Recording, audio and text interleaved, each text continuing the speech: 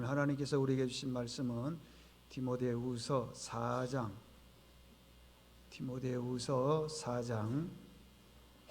9절에서 13절 말씀입니다. 디모데후서 4장 9절에서 13절. 신약성경 346쪽입니다. 이 계시의 말씀을 봉독할 때에 살아계신 하나님의 음성을 들으실 수 있기를 바랍니다. 너는 어서 속히 내게로 오라. 대만은 이 세상을 사랑하여 나를 버리고 데살로니가로 갔고, 그레스게는 갈라디아로, 디도는 달마디아로 갔고, 누가만 나와 함께 있느니라. 내가 올 때에 마가를 데리고 오라. 그가 나의 이 일에 유익하니라. 두기고는 에베소로 보내었노라. 내가 올 때에 내가 드로아 가보의 집에 둔 겉옷을 가지고 오고, 또 책은 특별히 가죽 종이에 쓴 것을 가져오라. 아멘. 할렐루야. 옆 사람과 인사하겠습니다. 자, 사랑합니다. 축복합니다. 은혜 받으십시다.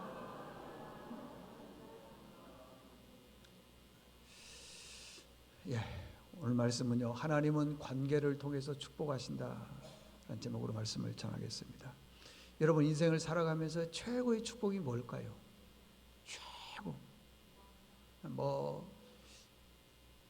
오래 사는 것도 복일 수도 있고요, 돈 많이, 자녀 잘 되는 것도 복일 수 있습니다.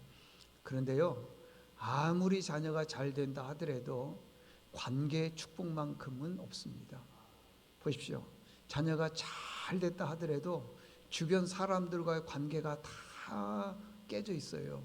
친구가 없습니다. 늘 외로워요. 그게 축복입니까? 아니에요. 크게 성장하지는 않았지만, 잘 되지는 않았지만은 주변에 친구들이 많다고 하는 것은 관계가 좋다고 하는 것입니다. 여러분, 언제 최고 기쁩니까? 저는 사람 만날 때 제일 기쁘더라고요. 보니까 사람 만날 때, 사람 때문에 오는 고난도 있지만은요, 사람 때문에 오는 기쁨, 즐거움, 행복도 있습니다. 다음 주가 이제 우리가 추석인데, 추석이 되게 되면은 가족들을 많이 만납니다. 어떤 분들은 추석이 되면은 가족들, 친지들, 형제들, 자식들, 부모님들 만나려고 굉장히 설레고 흥분되어 있어요.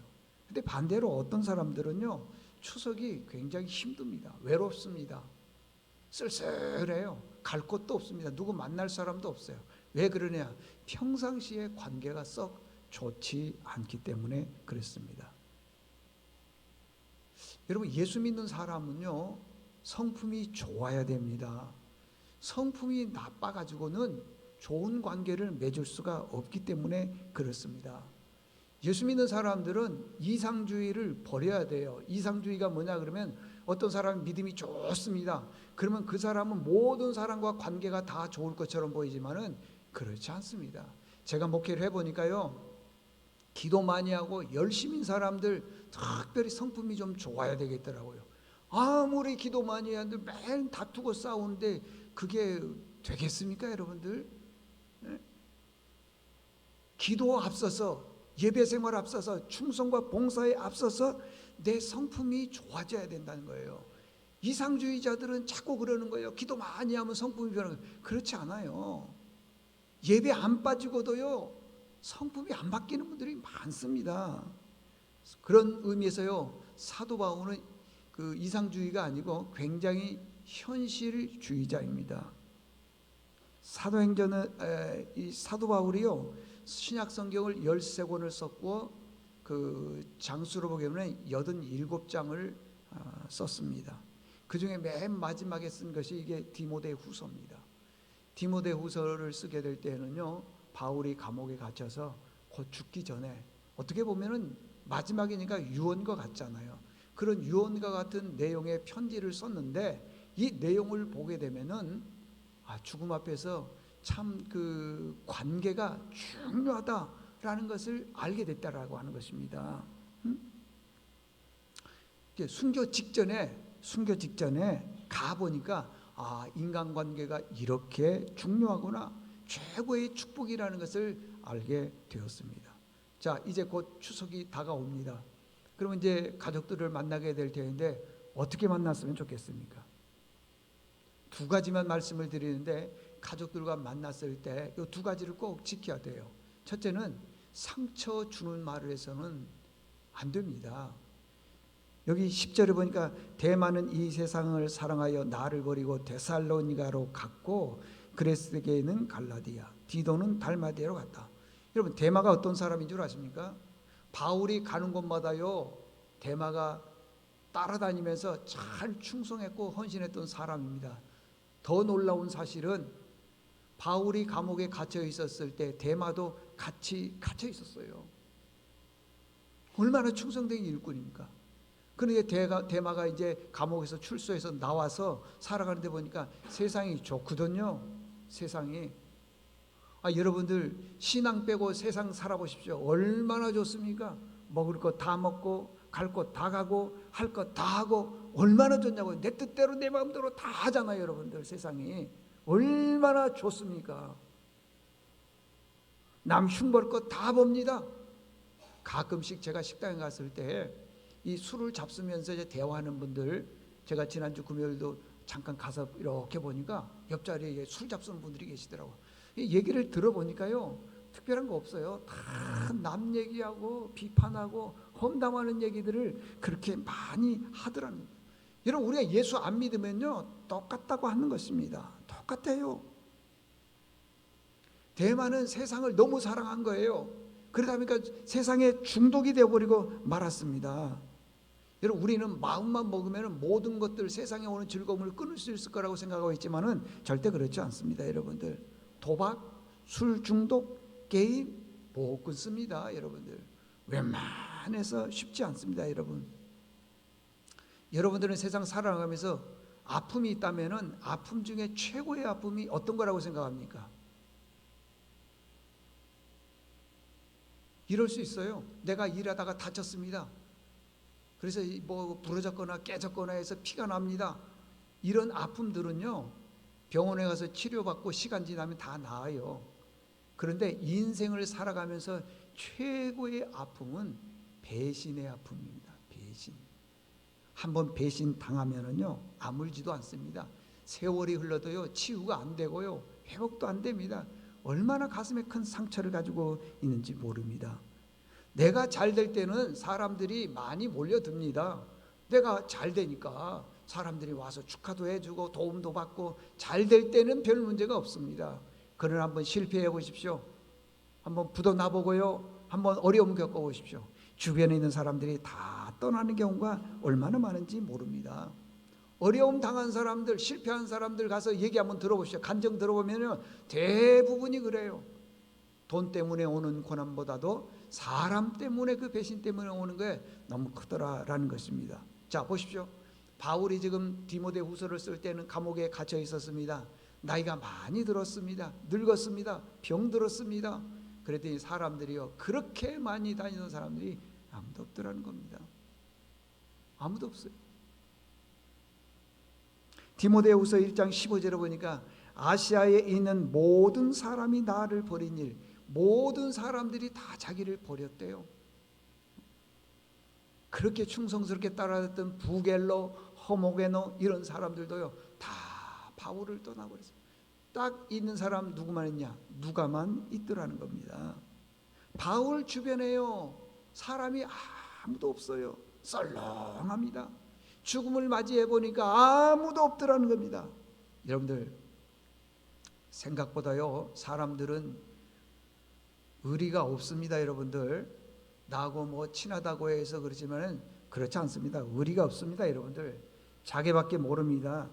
자기에게 손해가 오면은 언제든지 나를 떠날 가능성이 굉장히 높습니다. 여러분들, 근데 우리는 10년 20년 사귀어서 좋은 친구라고 생각하지만 그렇지 않습니다. 여러분, 어떤 분들은 이렇게 말하는 분들이 있습니다. 내가 얼마나 잘해줬는데, 얼마나 잘해줬는데.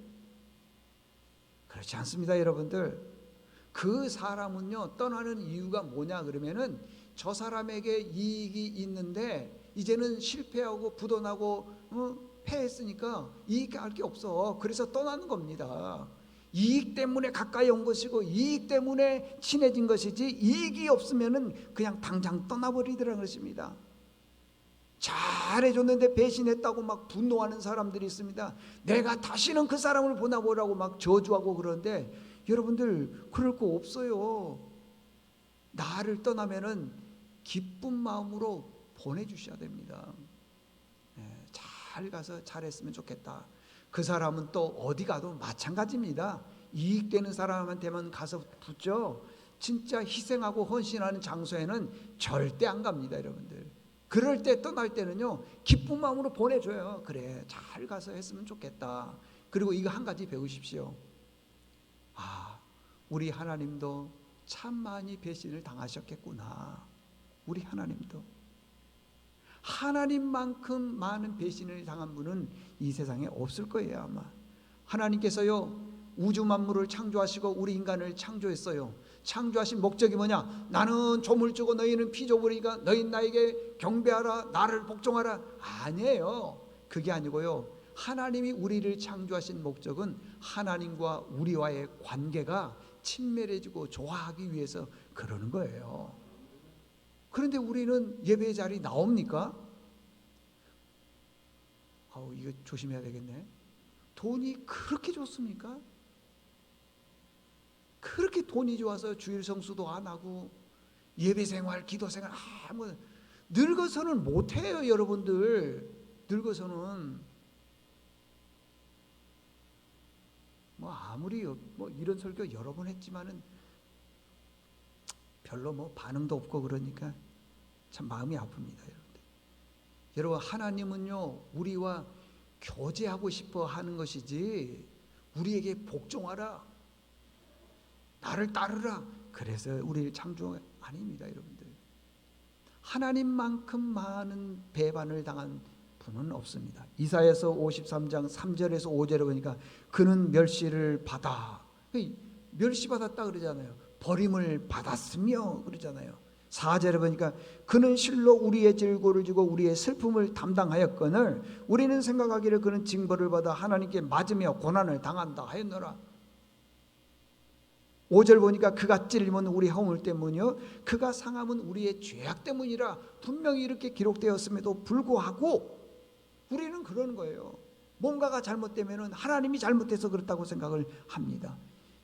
7절에 보니까 예수님에 대해서 말씀하십니다. 그가 곤욕을 당하여 괴로울 때에도 그의 입을 열지 아니하였으며 마치 도수정에 끌려가는 어린 양과 털 깎는 자 앞에서 잠잠한 양과 같이 그의 입을 열지 아니했다 그러잖아요, 여러분들. 안 했다 그러잖아요.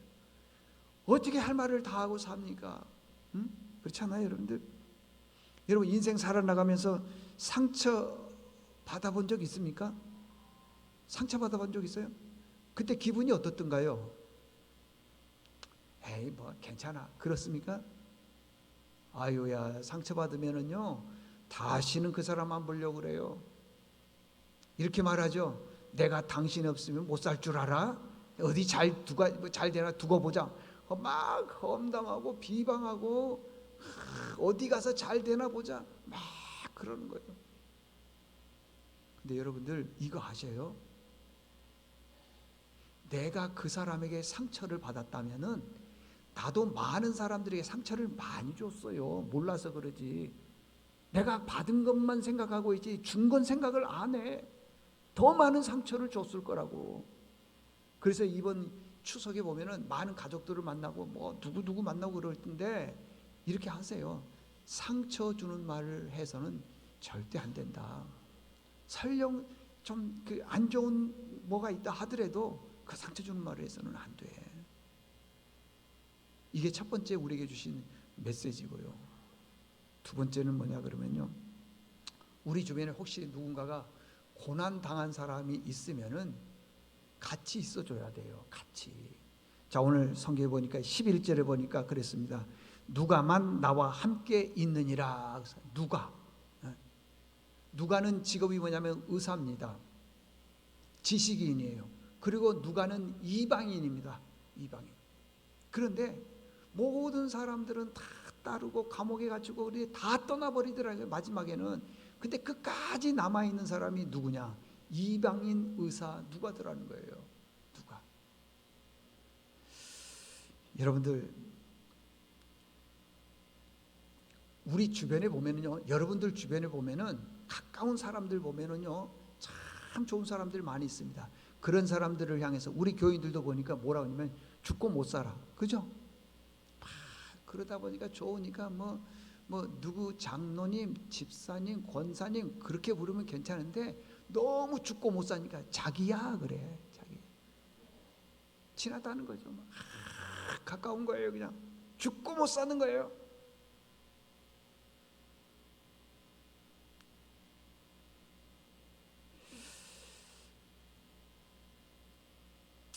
여러분들 보십시오.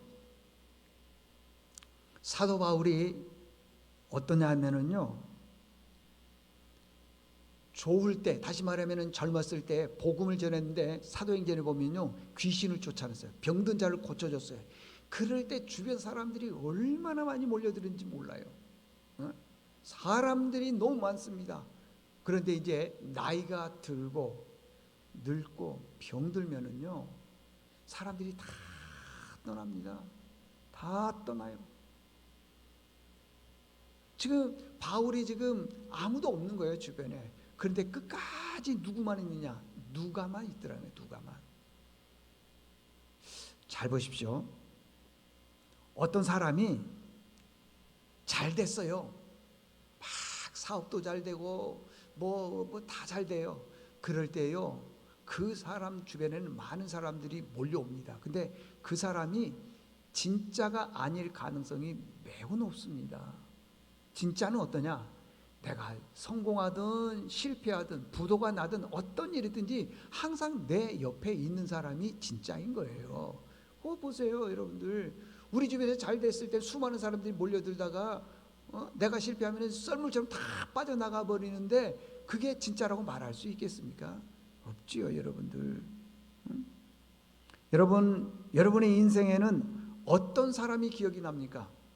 지금 여러분들 한번 생각해 보십시오. 지난 과거를 봤을 때 어떤 사람이 많이 기억에 남습니까? 나에게 잘해준 사람도 기억에 남지만은요, 나를 굉장히 힘들게 하는 사람도 사실은 기억에 남습니다. 그래서 우리는 잘해줘야 돼요, 사람들에게요. 항상 잘해줘야 됩니다, 여러분들. 바울이 죽기 전에 골로새서에서 목회를 했습니다. 그때 도와줬던 사람들을 쭉 기록하고 있는데 오늘 디모데 후서에도 그렇게 나와 있잖아요. 골로새서도 나와 있지만은 여기 보니까 뭐라고 얘기를 했냐 그러면은 두기고는 에베소로 보냈고, 그 다음에 보니까 세공업자 알렉산더 여러 사람들이 쫙 있는데 나에게 잘해준 사람에 대해서 이렇게 쭉 기록을 해놨어요. 쭉 기록을 해놨어요. 저도 목회할 때 보면은요, 누가처럼 잘 도와주신 분이 기억에 나요. 물론 그렇지 않는 분들도 기억에 날 수 있지만은요, 도와주는 분이 기억에 남더라는 것입니다. 참 보십시오. 자, 여기 잘 보세요. 여러분들, 누가 나를 가장 잘합니까? 누가? 어떤 사람이 나를 가장 잘합니까? 그 사람은요, 나하고 가까이 있는 사람이에요. 늘 나와 자주 있는 사람이에요. 그래서 가까이 있는 사람은 내 좋은 점, 장점, 내가 이런 것들을 다 잘 알아요. 그럼 그것만 합니까? 뭐 또 알아요? 나의 단점. 바울은요, 비신사적인 사람일 때도 있었습니다. 성격이요, 아주 참 좋은 표현으로는 곧다 이렇게 말할 수 있지만은요, 타협이 없고요, 너무 강직한 거예요. 강직하니까 부러지는 거죠.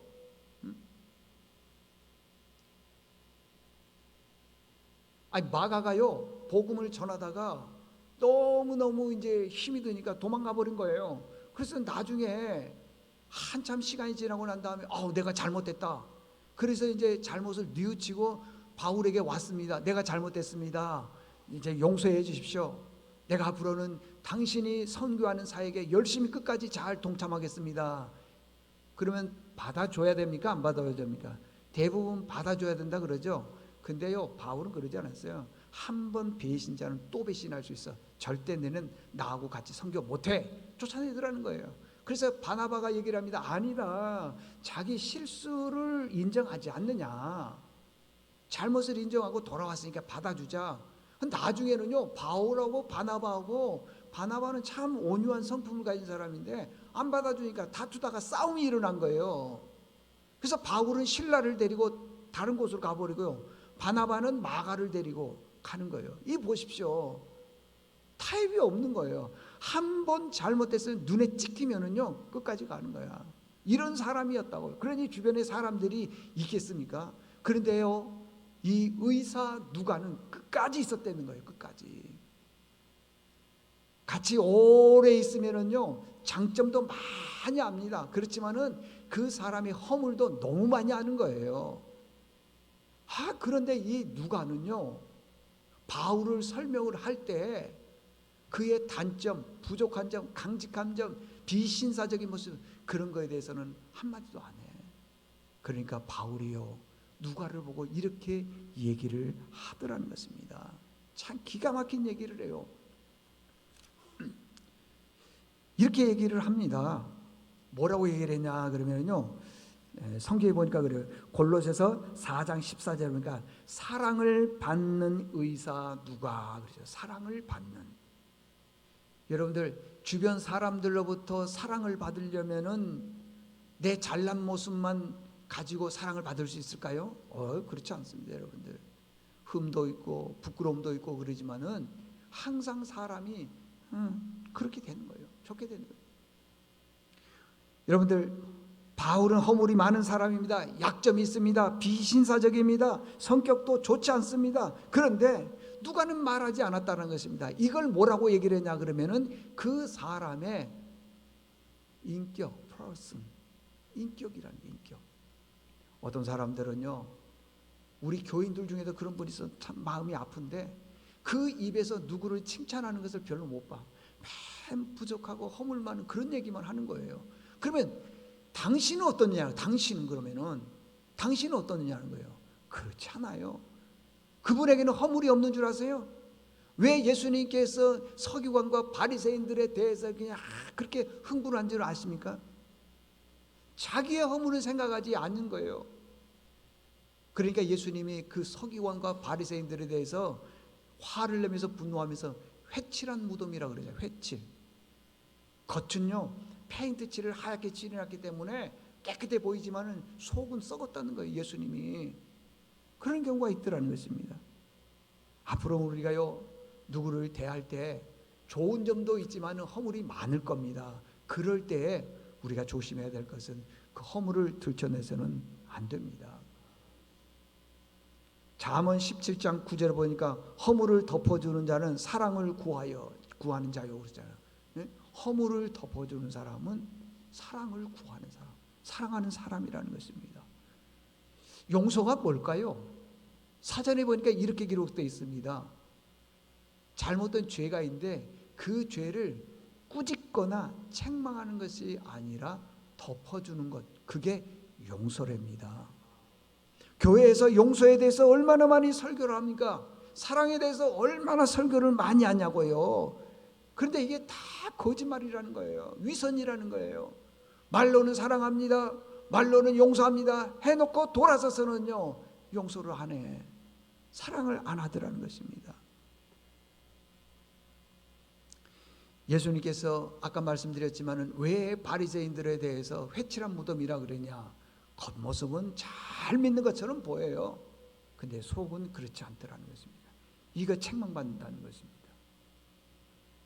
제가 언젠가 한번 말씀드린 적이 있지만은요, 그 신영복 교수님이 계셔요. 신영복 씨가 감옥에 갇혀서 무기징역을 받았습니다. 이분은 그 경남 밀양 출신인데 통일혁명당 사건에 연루되어서 이제 무기징역을 받습니다. 이분이 감옥에서 오래 있으면서 그 죄수자들을 통해서 한 사람씩 보고 이게 글을 썼는데 그걸 묶어서 책을 썼어요. 그 책 내용이 이런 거예요.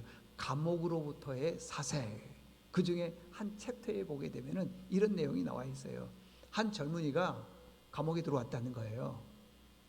그 왜 들어왔느냐? 죄명이 뭐냐 봤더니 절도, 물건을 훔쳐서 왔던 절도죄로 온 젊은이에요. 근데 이 친구가 그 옛날 감옥은 그렇답니다. 방이 있고 방 안에가 한쪽 코너에가 화장실이 있대요. 이게 판으로 막아가지고. 그런데 냄새가 나니까 그 나무판이 이게 열리면 안 되니까 거기다가 고무줄을 벽에다가 걸어놨다는 거예요. 그래서 자동으로 열리고 자동으로 닫히게. 상상하니까 이해 가시죠? 그렇게 해놨다는 거예요.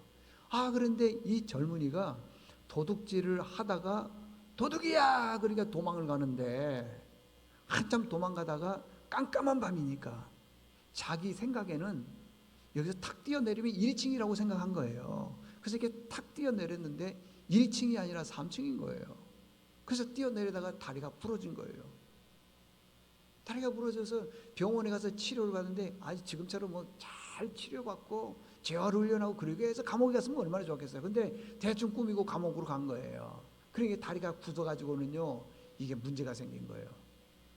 저녁에 화장실에 가려고 그러면은 이게 지금처럼 우리가 좌변기가 아니라 꿇어 앉아 있어야 되잖아요. 얼마나 힘들겠어요. 이게 구부러지지 않으니까. 그러니까 문을 열고 들어가서 앉으려고 하는데 다리가 구부러지질 않으니까 이 문 열고 닫는 게 고무줄로 돼 있잖아요. 그게 쾅 소리가 나는 거야. 그냥 자기도 몰래. 그러니까 거기에도 감옥에도 대빵 있어요? 없어요? 안 가보셨어요?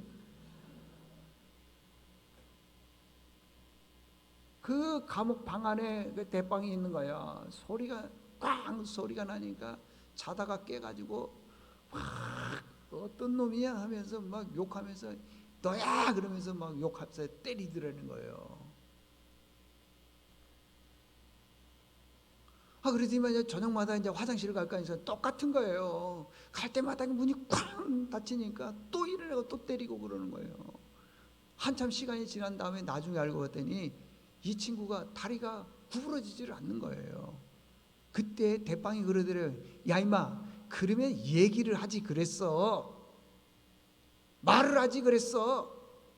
그랬더니 이 젊은 친구가 이렇게 말을 하더래요. 죄인인 주제에 어떻게 할 말을 다 하고 삽니까? 죄인인 주제에. 억울해도 현실을 받아들여야죠. 여러분 우리가 이 세상 살면서 어떻게 할 말을 다 하고 삽니까? 여러분만 억울한 줄 아세요? 목사도 억울한 점이 있어요. 어떻게 할 말을 다 하고 사냐고요. 다 하고 사냐고요. 예수님도 그 입을 열지 않았다 그랬잖아요. 도살장에 끌려가는 양같이 있었지만은 어떻게 할 말을 다 했냐는 거예요. 가족 친척들을 만났습니다. 내가 이렇게 힘들고 어렵게 살아갔을 때 가족들이 왜 이래 나를 안 도와줬느냐 할 말이 얼마나 많겠어요.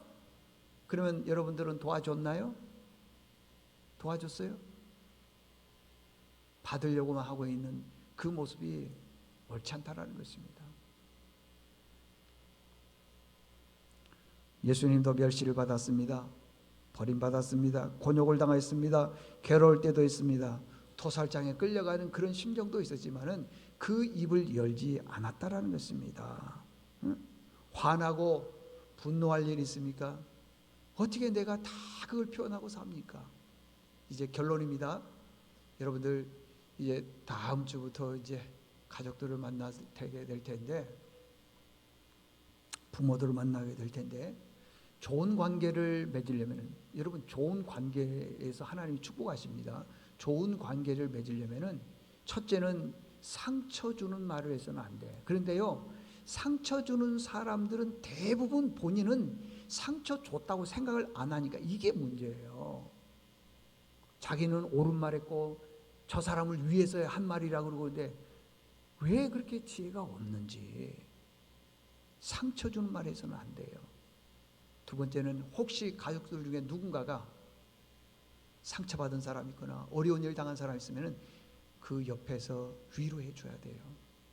가족들 중에 친척들 중에 누군가가 뭐 사업에 부도 났다더라 그러면은 온다 그러면은 미리 주랭랑 추고 안 만나고 그러지 말고요. 따뜻하게 위로해 주십시오. 내가 고난당할 때 위로자는요 평생 잊지를 못합니다. 위로해 주십시오. 그리고요 억울해도 우리는 조금 참아야 됩니다. 참아야 돼요. 그러면요 추석에 가족들을 만날 때에도 행복하고요. 관계가 다 회복이 되는 거예요. 그뿐만이 아니라 우리의 최고의 목표가 뭐냐 그러면 가족 전도 아니에요? 가족 전도. 영혼 구원 아니겠습니까? 전도하자는 거예요. 당신은 왜 그 모양이야? 그러고 너는 왜 그 모양이야? 그러고 왜 우리 가족들이 이 모양이야? 맨 그러면은 자기 모양은 어떻게 해요? 더 할 수도 있어요. 상처 주는 말 해서는 안 되는 것입니다. 그래서 여러분들 꼭 이번 추석에 가족들 만났을 때 모두가 행복한 그런 명절을 보낼 수 있기를 바랍니다. 하나님 아버지 감사합니다. 하나님께서 우리에게 축복을 해주시는데 우리는 그냥 이상주의처럼 축복을 해주시는 걸 원하는 것처럼 보이지만은 그렇지 않습니다. 관계를 통해서 축복해 주시는데 그 관계의 첫 번째는 상처 주는 말을 하지 않는 것입니다. 우리 중에 누군가 고난당해 있으면 그 사람 옆에서 함께 친구, 벗이 되어 주는 것입니다. 그리고 하고 싶은 말이 있다 하더라도 주님, 우리가 참고 있냐는 것입니다.